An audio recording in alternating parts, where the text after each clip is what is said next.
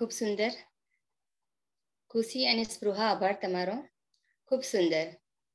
તમે તો વાતાવરણ આનંદમય અને ભક્તિમય બનાવી દીધું બેટા. હવે કાકરોલથી વિદ્યાબેન જોશી શબ્દ છે વલ્લભને દ્વાર રે આનંદ અપાર રે, જે રેકોર્ડિંગ દ્વારા રજૂ થશે. सरकार एवं अम्मारा युगल चरणारविंदમાં कोटि कोटि वंदन एवं सिद्धांत राजा ने जन्मदिनની खूब खूब बधाई.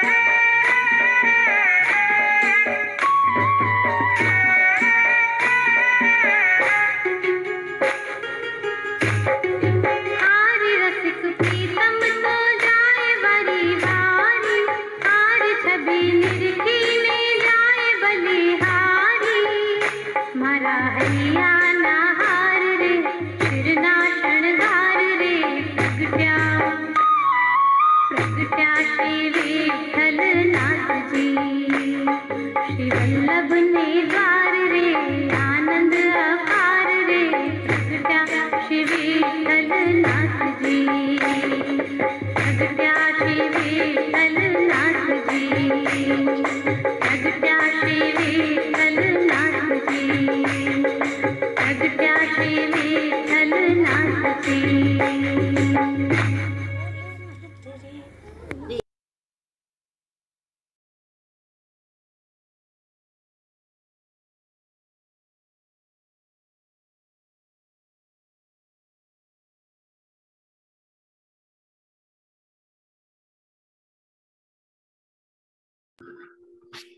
હેલો ખૂબ સુંદર. હા કિન્નરી વિદ્યાબેન, તમે તો વાતાવરણને આમાં આનંદ કરાવી દીધો. બધાને ખૂબ જ આનંદ કરાવી દીધો. ખૂબ સુંદર. હવે ભીલવાડાથી સુમનબેન રજૂ કરશે ભાવગીત અને આપને સૌ આપનો ભાવ પ્રગટ કરીશું, જે રેકોર્ડિંગ દ્વારા રજૂ થશે. કિન્નરી એક જ મિનિટ. કિન્નરી હા હેલો. હા હા હવે બોલો જે રીટાબેન.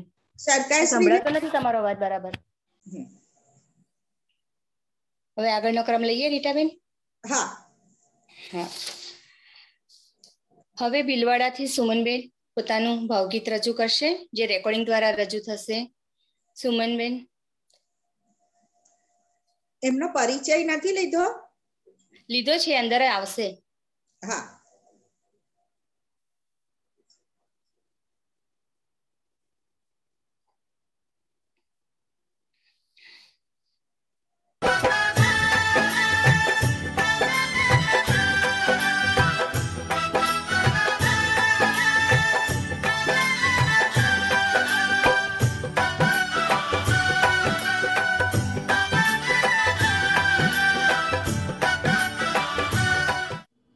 परम पूजनीय आदरणीय 108 श्री सरकार श्री के चरणों में साष्टांग दंडवत पहुँचे, युगल चरणों में साक्षात दंडवत पहुँचे, अम्मा जी के चरणों में साक्षात दंडवत पहुँचे। आप श्री 108 श्री वागीश कुमार जी महाराज श्री के चरणों में और बहू जी के चरणों में साक्षात दंडवत पहुँचे। दोनों लाल जी के चरणों में साष्टांग दंडवत पहुँचे। आज श्री विठ्ठलनाथ जी यानी कि सिद्धांत અવાજ કપાય છે જીગુભાઈ. जन्मदिन की बहुत बहुत बधाइयाँ, ढेरों मंगल कामनाएं।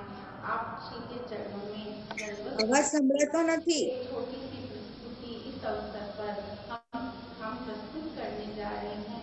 आप श्री के युगल चरणों में जो निवेदन है। अरे एक दिना मोहे मिल गयो वह छैलानंद कुमार, लूट लियो ये दिल मेरो सखी, लूट लियो ये दिल मेरो, अखियन में अखियां डार।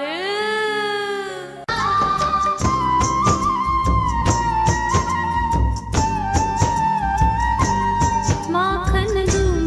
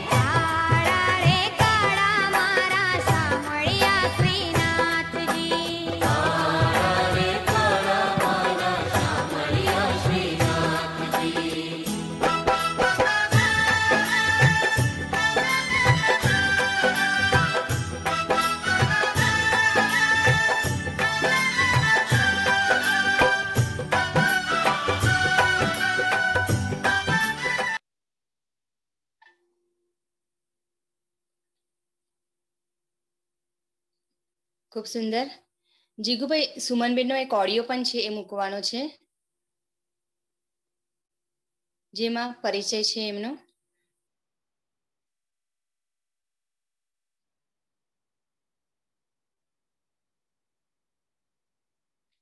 सभी बहनों को सह स्नेह जय श्री कृष्ण।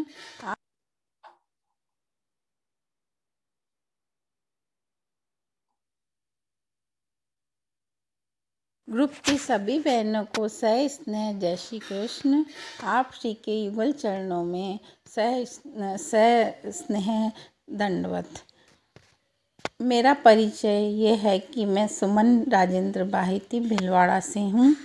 मेरा पीहर पक्ष गोवर्धन दास जी मालपानी, नटवर गोपाल दास जी मालपानी की मैं बेटी हूँ, जो कि अनन्य वैष्णव हैं और पीढ़ियों से जयपुर में रहते हैं।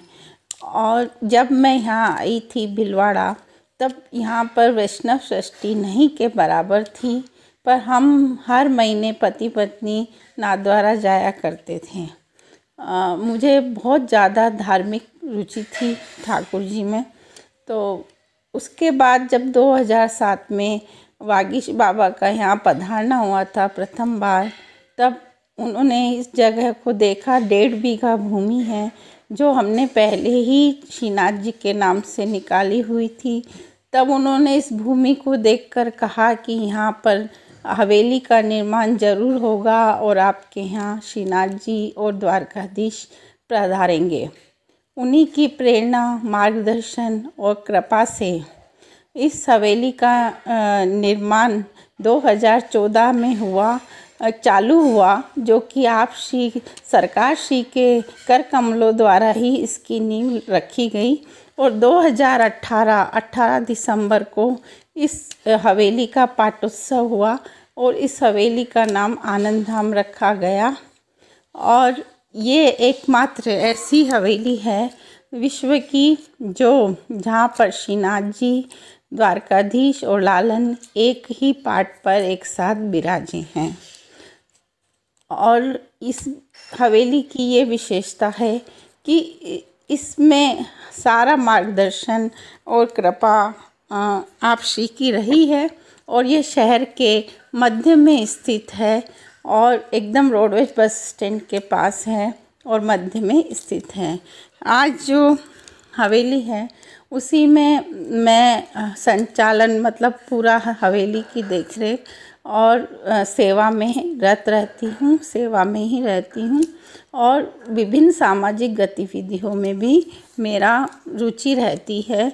और विशेषकर भागवत पाठ, जो कि संस्कृत का मूल पाठ, उसमें मेरी बहुत रुचि है, क्योंकि जो हमारे दादाजी गोवर्धन दास जी मालपानी थे, वो गोविंद लाल जी महाराज श्री तिलकायत के अनन्य सेवक थे और उनका भागवत पर बहुत अच्छा प्रबुद्ध था। तो उन्होंने हमको बचपन से सिखाया। तो भागवत पाठ का मुझे बहुत विशेष लगाव है। और मैं ये कहना चाहूँगी कि आप जो भी सब वैष्णव नाथद्वारा पधारें तो हवेली दर्शन करने ज़रूर आएँ। आपको भी जैसा आनंद धाम जैसा नाम है, वैसी ही यहाँ आनंद की अनुभूति होगी।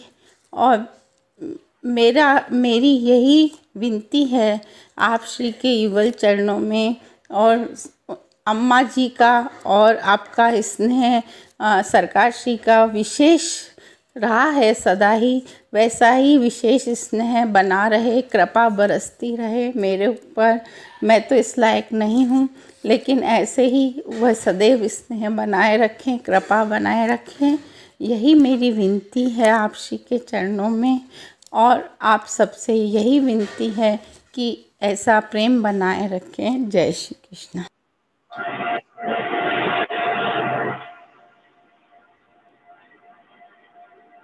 आप श्री के चरणों में दंडवत, सिद्धांत राजा के चरणों में दंडवत।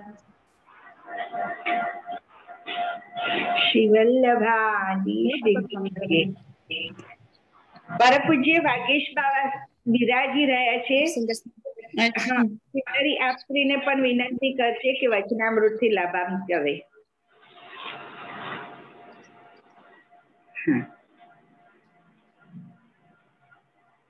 ખૂબ સુંદર સુમનબેન. સુમનબેન આણંદધામ હોટલના સંચાલક છે. ખૂબ સુંદર કાર્ય કરી રહ્યા છે. હવે હું બ્રહ્મશ્રી એવોર્ડથી સન્માનિત એવા પરમ પૂજ્ય ગૌતમી 108 શ્રી સરકારશ્રીના ચરણ કમળમાં સનેહને દંડવત પ્રણામ કરી વિનંતી કરું છું કે આપશ્રીના આશીર્વચનથી અમને સૌને લાભાન્વિત કરશો જી.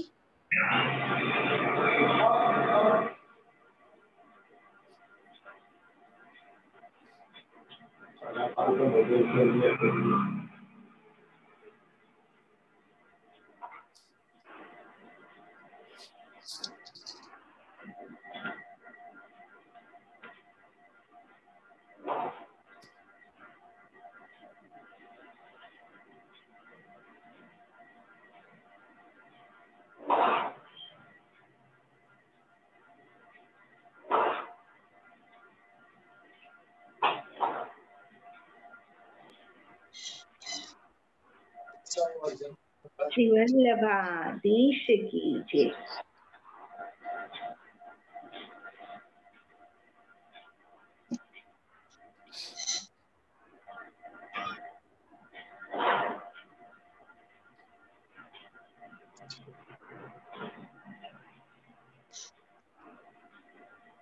दीर्घायुतार्जुनयनं नयनाभिरामं श्यामं सुकोमलतं भूयान्मदीयहृदयां बुधमध्यवर्ती श्रीद्वारिकानगरनां श्रीमदाचार्यचरणकमलेश्वरः.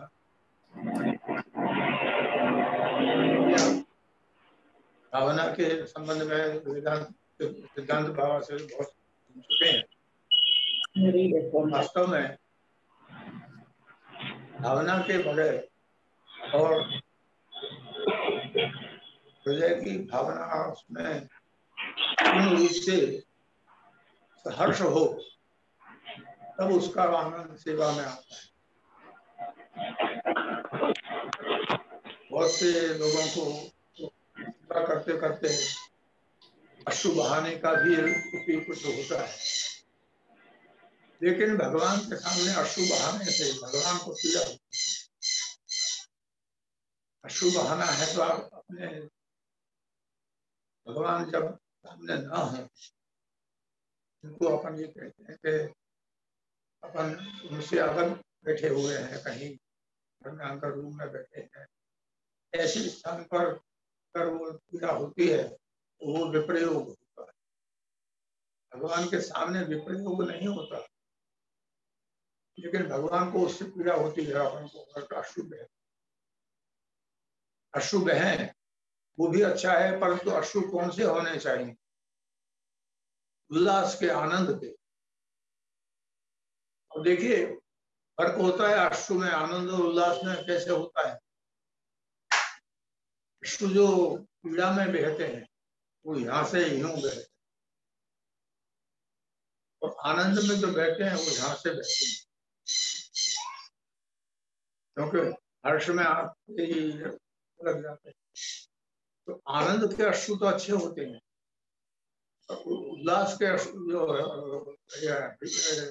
यानी पीड़ा के अश्रु जो है वो भगवान नहीं करते. ये भगवान के सामने आनंद पूर्वक रहना चाहिए. और सेवा भी जो अपन करते हैं वो सेवा ऐसी है कि जो अपने हृदय को आनंद देती. अपने हृदय को आनंद नहीं देती है ऐसी सेवा कैसे होती है कि जैसे अन्नकूट हुआ, अब कई जगह अपने वैष्णव में अन्नकूट करेंगे, पर वो वसंत पंचमी तक खींचेंगे कि कभी हो जाए अन्नकूट. तो ये है कि હવે કેવી રીતે કરીએ કે હવે ક્યારે કરીએ, હવે જઈ ત્યારે થઈ જાય ત્યારે, ऐसा सोच के करने से वो अन्नकूट वो भगवान भी स्वीकार करेंगे कि नहीं, इसमें मुझे तो संदेह. अन्नकूट करना है ये हर्ष से करो. हार पड़ गया है ऐसे सोच के करोगे तो नहीं हो. आनंद से सेवा करो, वो ही वास्तव में भगवान के लिए प्रिय होती है और उसी को वो ग्रहण करते हैं. और दूसरी बात एक और मैं कहूँ कि अन्नकूट साज तो दिया, अन्नकूट साज दिया और फिर भगवान से विनती नहीं की, हे प्रभु इसे अंगीकार कीजिए, इसे स्वीकार कीजिए, तो भी भगवान स्वीकार नहीं करते। उनको कहना पड़ता है कि आप आरोप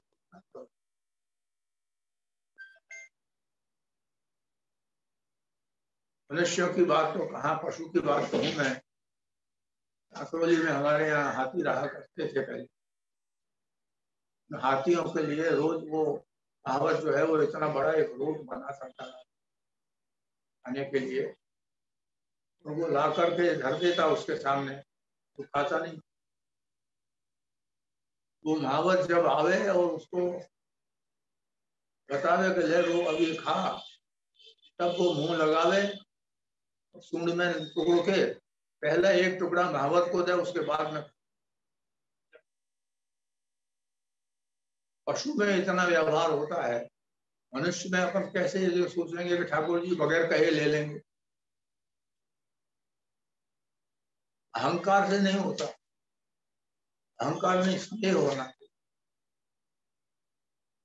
क्योंकि आपने कथाओं में सुना ही है, दुर्योधन ने 56 भोग साजा था और विदुर के यहाँ शाक भाजी खाने के लिए पधार गए। तो ये भगवान को स्नेह प्रिय है, आडंबर नहीं। और आजकल तो ऐसी पद्धति चल गई है, भगवान की सामग्री जो बनती है, और सामग्री के लिए जब लोग कहते हैं कि भाई ये सामग्री बनाना है, तो हम भी सामग्री का नाम नहीं लेते। सामग्री के लिए ये कहते हैं कि भाई छांटने की सामग्री बनाओ, ढालने की सामग्री बनाओ, या अलग अलग नाम देके उनको बोलना पड़ता है कि किसी को दूसरे को ये पता नहीं लगे कि आज क्या बन रहा है। और आजकल तो ये होने लग गया कि हमारे इतने किलो की ये चीज बनेगी, पहले से अनाउंस होता है।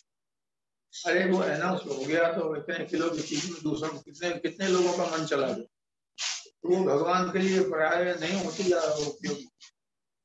वो तो साम्य भुक्त है, साम्य भुक्त भगवान ग्रहण करते ही नहीं। तो इस रूप में ये ध्यान रखना चाहिए कि सामग्री का प्रदर्शन नहीं है, सामग्री अवगान है। प्रदर्शन के लिए अगर रखना है तो अरोगने के बाद रखिए। तो आजकल कभी कभी कथाओं में जब जाते हैं तो देखते हैं कथा में ठाकुर जी के चक्र जी विराजते हैं और उनके सामने सामग्री धर दी जाती है और वहां नोट होता है, तो पर कहते क्या है, आने के लिए जाओ प्रसाद ले आओ। वो पहले ही प्रसाद हो गया तो किसका है?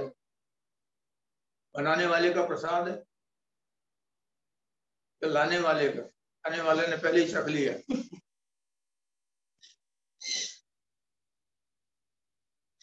तो ये उन चीजों का ध्यान बहुत आवश्यक है सेवा। अपना मन चल जाए। जैसे एक दृष्टांत देता हूं कि हमारे पिताश्री के जो मामा थे, उनके संबंध में एक और व्यक्ति हमारे सजाती थे, उनको हमारे पिताश्री ने काकरोली में अधिकारी बनाया। और वो अधिकारी थे, एक दिन वो विठल विलास बाग देखने के लिए, घूमने के लिए, देखने के लिए चले गए। तो अधिकारी जी आए हैं करके, और भगवान ने उनके लिए कुछ शाक भाजी और कुछ फल और ये सब जो टोकरी बांध के रख दी, और वो उनके गाड़ी में रख दी। तो वो ले आए, हाँ ले आए, और गाड़ी में फल भाजी देखी। तो एक कुछ जानकार व्यक्ति बैठे थे, उन्होंने कहा, अरे ये तो ठाकुर जी के लिए बगीचा है और ठाकुर जी के यहाँ सामग्री जाती है, ये इसको तुम्हारे कैसे दे दिया उसने, क्यों ले आए तुम?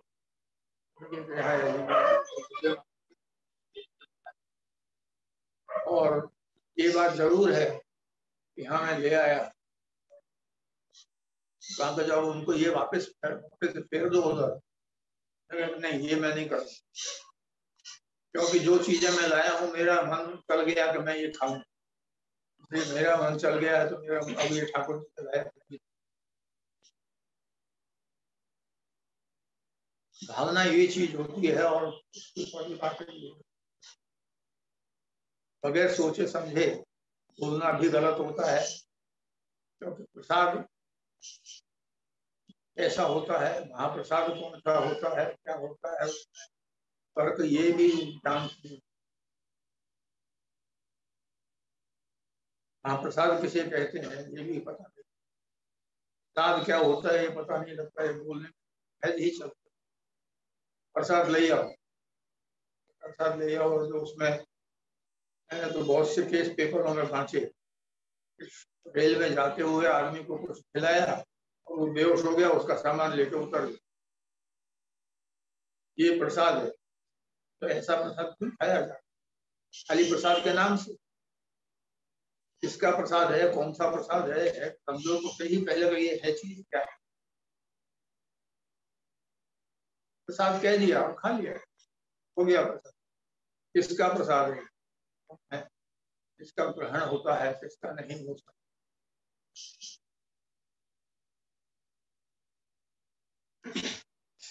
ये आवश्यक वस्तु है भक्ति मार्ग में, इन चीजों का ध्यान रखना, ये ध्यान रखने से ही होगा। प्रवाह में तो बोलने वाले बोलते रहते हैं, लेकिन भावना से जो समर्पित करना है उसमें ये अपनी दृष्टि का दोष हो दिया।